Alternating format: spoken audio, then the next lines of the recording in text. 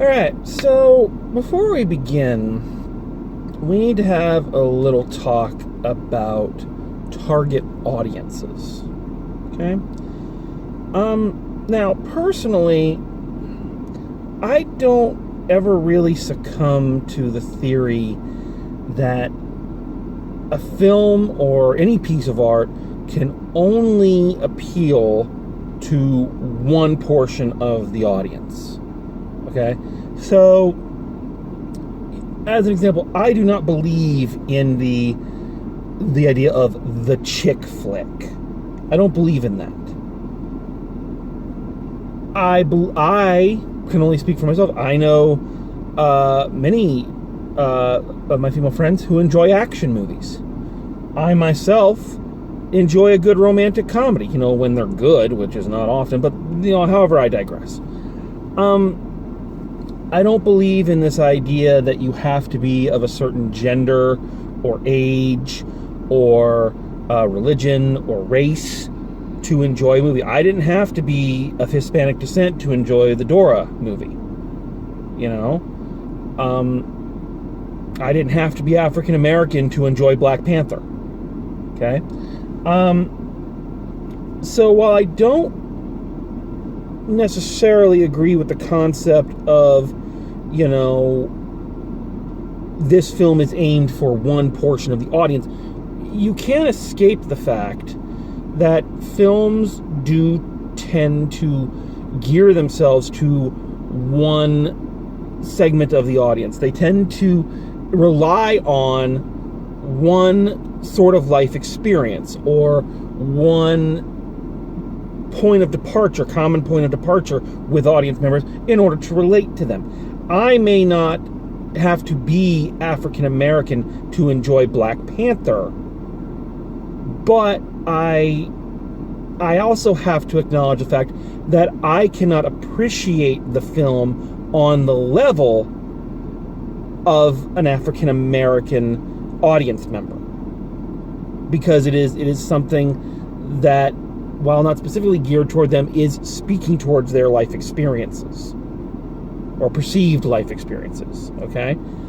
So the reason I bring this up is because it's always very difficult when I see a movie like this one and I then have to try to review it, because while I don't believe you have to be of a certain age or a certain gender or have a certain life experience to enjoy a movie, having those life experiences, being of that age, being of that gender, does play a part.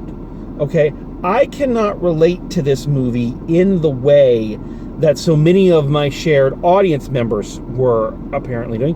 I have never been a middle-aged woman who has given up her career, focused on her family, and suffers a severe mental breakdown and has to go find herself. I haven't had those life experiences.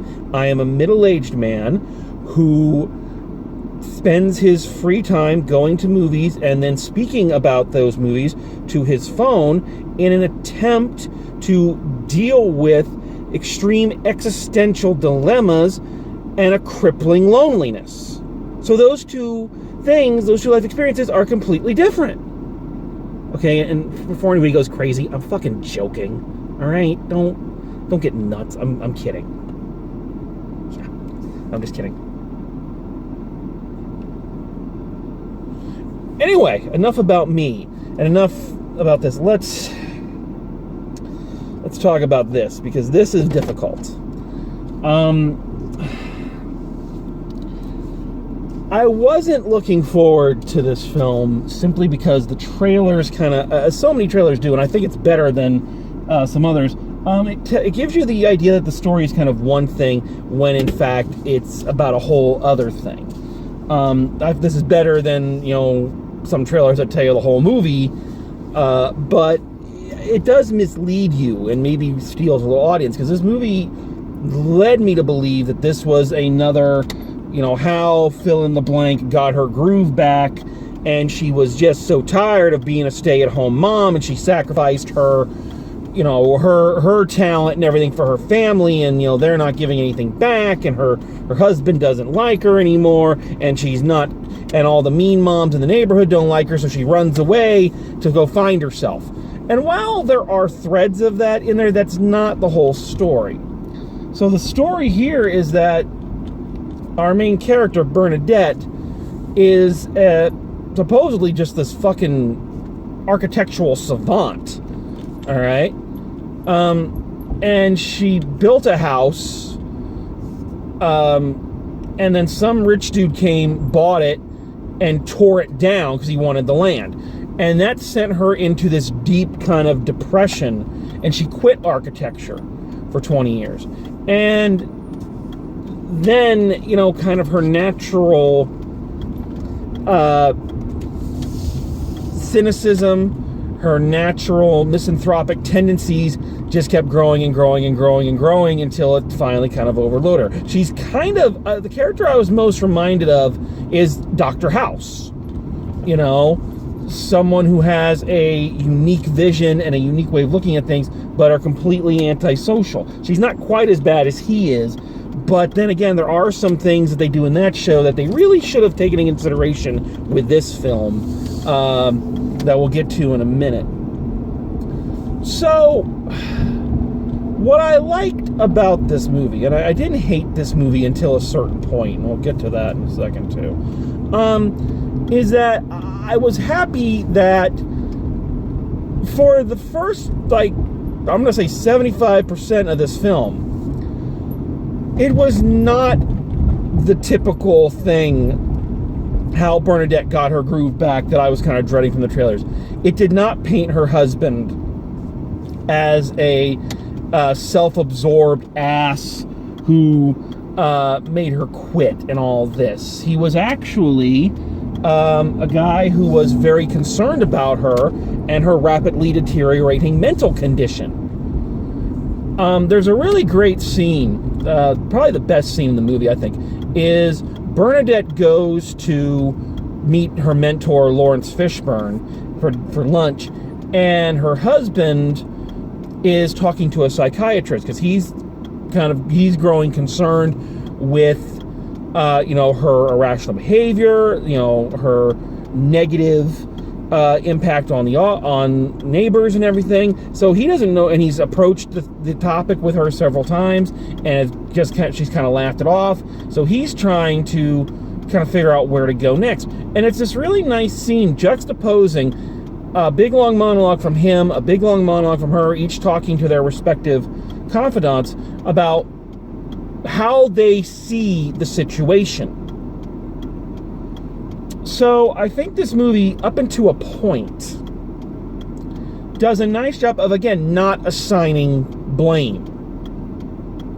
And saying, again, to a point, that this is not one person's fault. It is a combination of things. And I thought that was probably the best acted and the best staged and shot and everything seen in the film, and gave you some nice backstory and some real depth into these characters, their relationship, and how each one of them was perceiving it. And I was very happy about that. I thought that it did a good job. I also have to give Cate Blanchett a lot of credit here, because playing an ass is not easy, because you have to find the balance. Again, I draw attention back to the comparison of House and Hugh Laurie.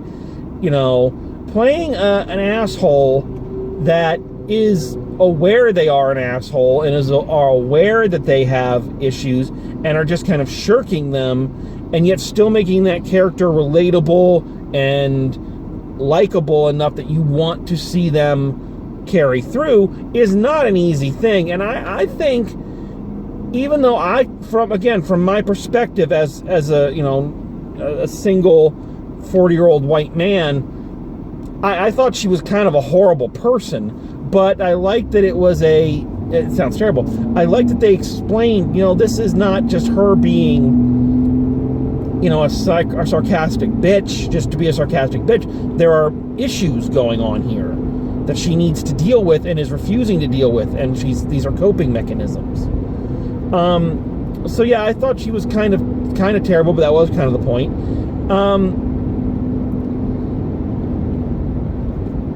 So I think for the most part, this film avoids a lot of the pitfall. The film is also really beautifully shot, especially the parts in Antarctica.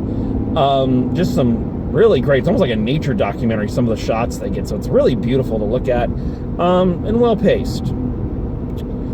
So why then, you ask, do I sound less than enthused?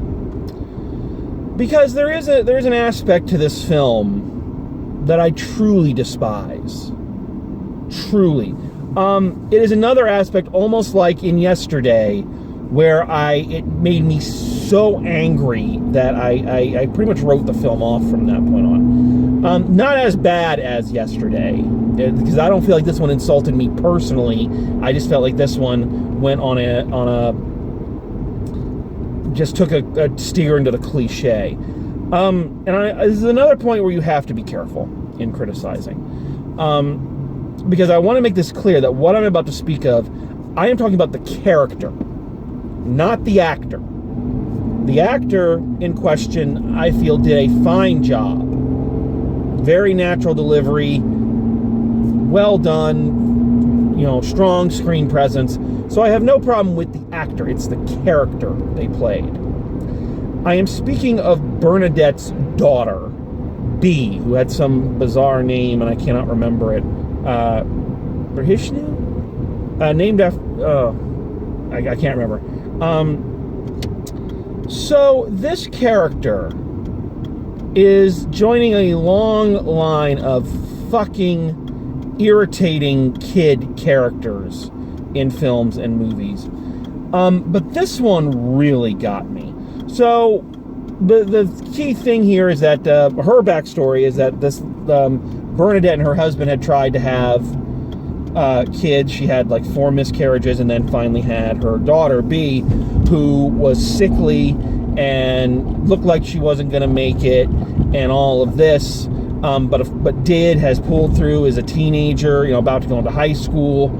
And so the key thing is that because Bernadette has been kind of the homemaker, she has spent all the time with the daughter. So the daughter is just 100% in Bernadette's corner, as most kids would be to such a parent.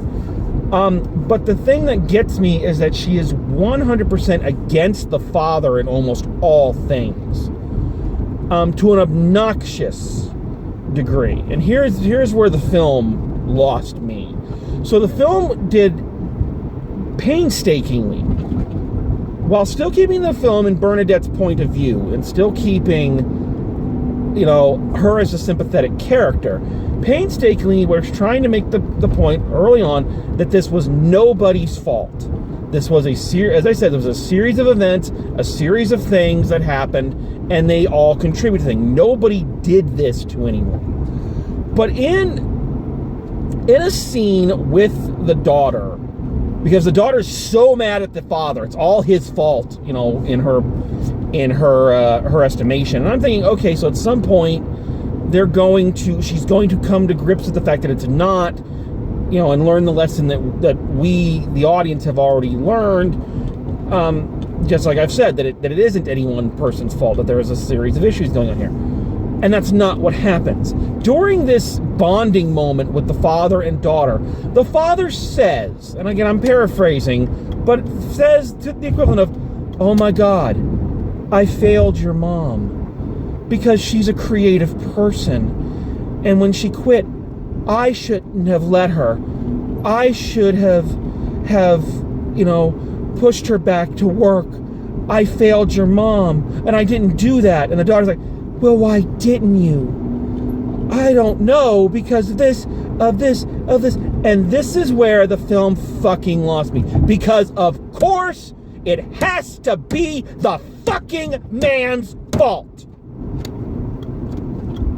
Of course it has to be the motherfucking man's fault.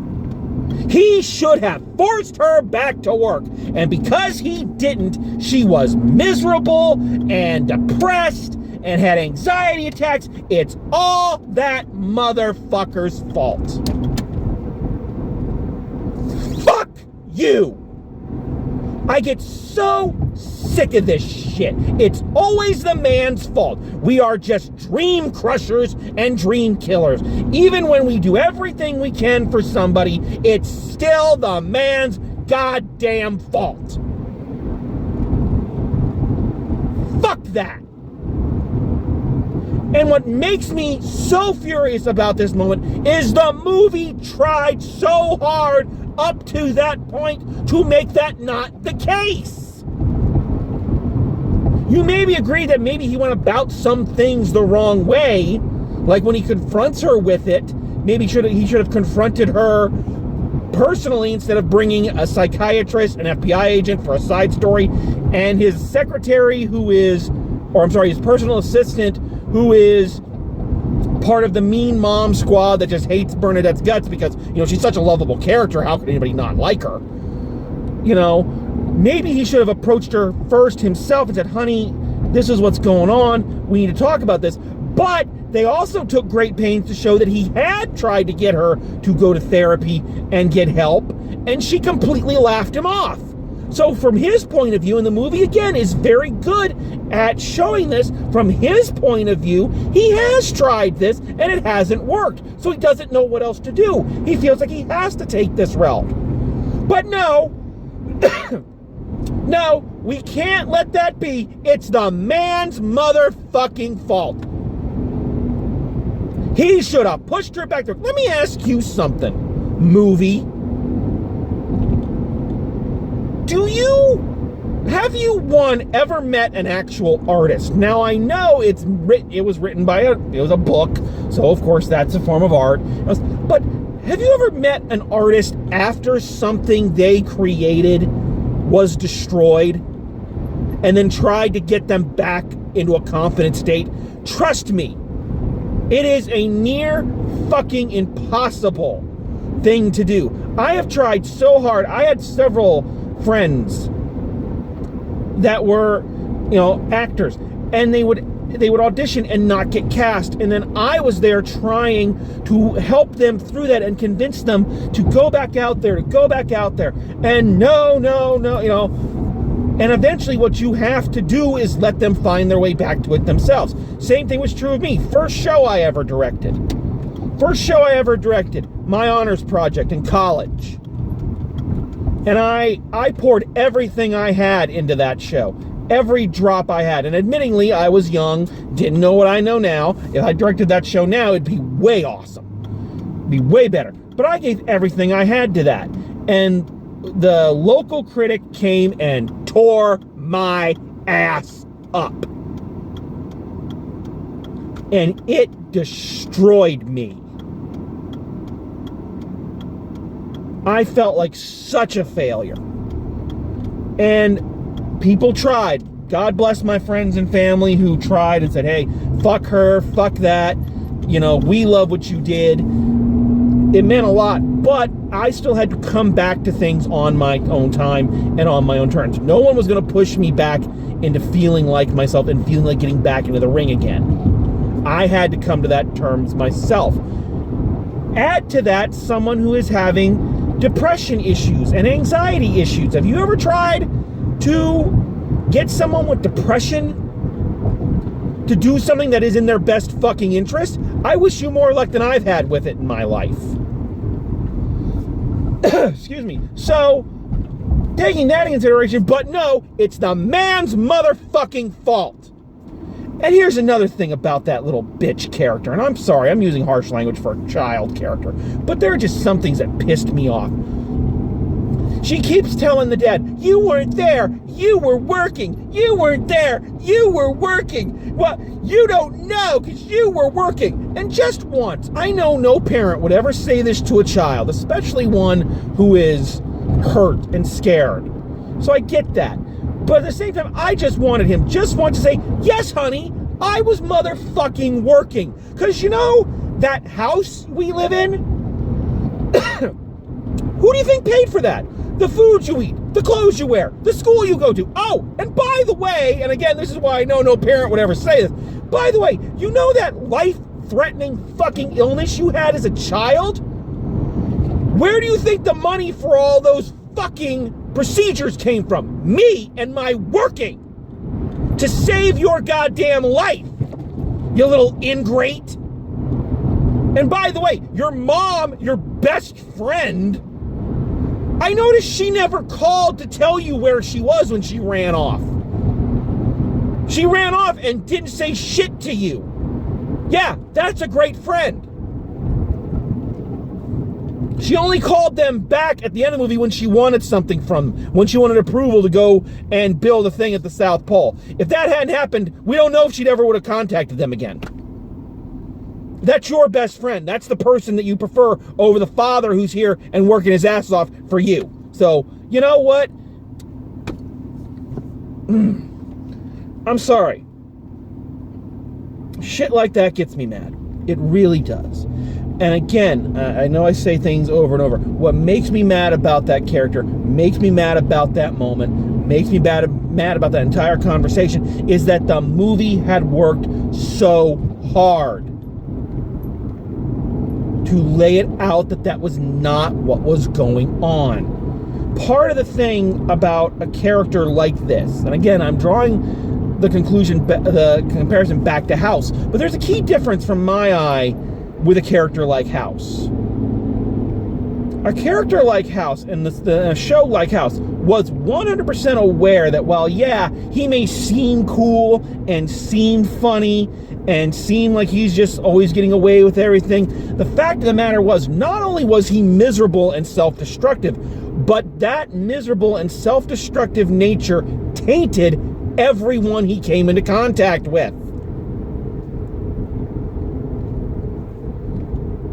And that he was, again, cognizant of that fact. He knew that he was destroying people and turning them into him, or making them worse off for having been associated with him. He knew it. And that's a thing that show took very seriously, was the fact that he was not a good person, because he wouldn't go get the help. And he never, and here, no, it's everyone else's fault. It's not hers. The depression and all that, that's the father's fault. He should have pushed her back to work. Fuck that. So this film kind of makes me mad. And again, I'm coming at it from a specific perspective. My lifetime of experiences, prejudices, preferences, and what have you are not the same as some of that. Clearly the target audience for a film like this. Clearly because I was one of the only people in the audience not laughing at most of it. So it was clearly connecting with the audience that was there. And I was respecting it up until a certain point, but then that point hit, and it just, you're going along, and you're looking like you're trying to do something new, and then you just veer back to the same old place, and it's so disheartening. So yeah. All right, let's wrap this up, because I've done my ranting and raving. So final grade for Where'd You Go, Bernadette. I don't hate this movie. I don't really hate this movie. I'm mad at this movie, but I don't hate this movie. And I don't hate this movie, and I'm not mad enough at this movie to just flunk it out of spite, though I am tempted. There's a part of me right now that wants to go F, and F for fuck you. But I'm gonna be impartial here and say, geez, this is hard for this one. I'm gonna go a C minus. This is not the sign language for C. I'm aware of that. I just realized that. But I'm gonna go a C minus. And I'm being spiteful. I acknowledge that. I acknowledge that my anger at it is affecting it. If I'm being honest, it was actually a very well acted, 85% well written, very well directed film, and was clearly connecting with the audience it was intended for. So I'm being a little spiteful in that low grade, so please take that into consideration. I always think you should go make your own decisions. I'm just telling you my thoughts. I'm not... so yeah. So I gotta go C- on this one. Blown opportunities. You just can't resist steering into the cliches, especially the ones where the man is the villain. Hate it. All right, so that's all for this one. I got to admit, sometimes you like being mad at these things. It's a very cathartic moment. Kind of like an emotional purge. Get a lot of bad stuff out. All righty, so we are in the very odd time of year. So some of these movies coming out. We're going to see some smaller ones, some lesser known ones. It's gonna be an interesting couple of weeks till anything big comes out. So I'm looking forward to the adventure. I hope you are too. Thanks for joining me, and as always, drive safe, and I will see you at the movies.